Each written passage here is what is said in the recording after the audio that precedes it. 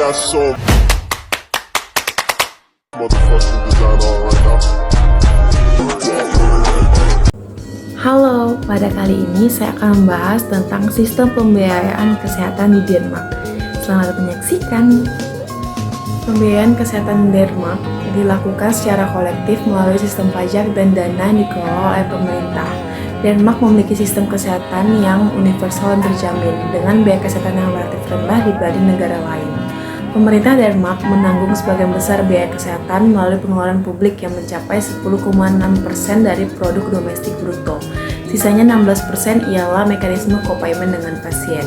Pembiayaan kesehatan di Denmark melalui 3 level, yaitu negara, wilayah, dan kota. Negara bertindak sebagai pengawas dan pengatur dari jalannya jaminan kesehatan dengan Menteri Kesehatan sebagai aktor di tingkat negara. Di tingkat wilayah bertanggung jawab terhadap rumah sakit, praktis medis, dan darurat terhadap kesehatan psikis. Di tingkat kota, jaminan kesehatan bertanggung jawab atas jasa kesehatan primer dan kesehatan para lansia.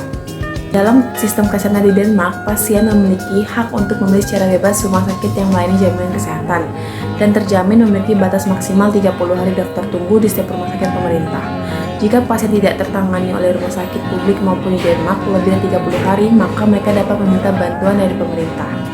Pembiayaan kesehatan di Denmark juga didukung oleh sistem asuransi kesehatan yang luas, dengan sebagian besar penduduk Denmark terjamin melalui sistem asuransi kesehatan yang dikelola oleh pemerintah.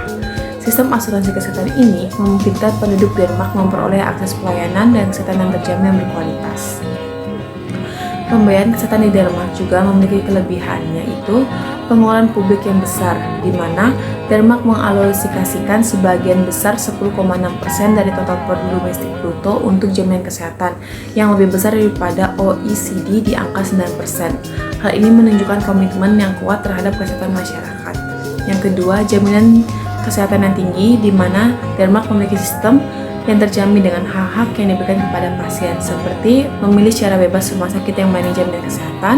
Jika tidak direspon oleh pihak rumah sakit dalam 30 hari, mereka dapat meminta bantuan pada pemerintah, sehingga membuat masyarakat tidak khawatir akan rumah sakit yang penuh maupun dokter yang kelelahan. Dan yang ketiga, ada kestabilan sistem di Denmark memiliki jaminan kesehatan yang stabil untuk memungkinkan pasien mendapatkan penanganan yang sesuai tanpa khawatir akan biaya yang tinggi. Hal ini memungkinkan masyarakat untuk dapat fokus pada kualitas hidup mereka tanpa mengkhawatirkan akan biaya kesehatan. Dan ada juga kekurangannya. Meskipun kesehatan Denmark dianggap sebagai salah satu yang terbaik di dunia, beberapa kekurangan juga ada, seperti waktu tunggu. Kebanyakan sistem kesehatan publik ada kemungkinannya waktu tunggu untuk perawatan medis yang non-darurat atau spesialis. Ini dapat menyebabkan penundaan dalam mendapat perawatan yang diperlukan. Yang kedua, biaya tinggi. Meskipun akses dasar terhadap perawatan kesehatan gratis untuk warga, biaya hidup yang tinggi dan pajak yang besar dapat membebani penduduk dengan biaya hidup yang tinggi secara keseluruhan.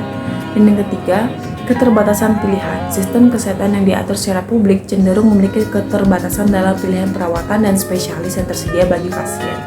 Hal ini menjadi frustasi bagi mereka yang ingin mencari perawatan di luar sistem publik.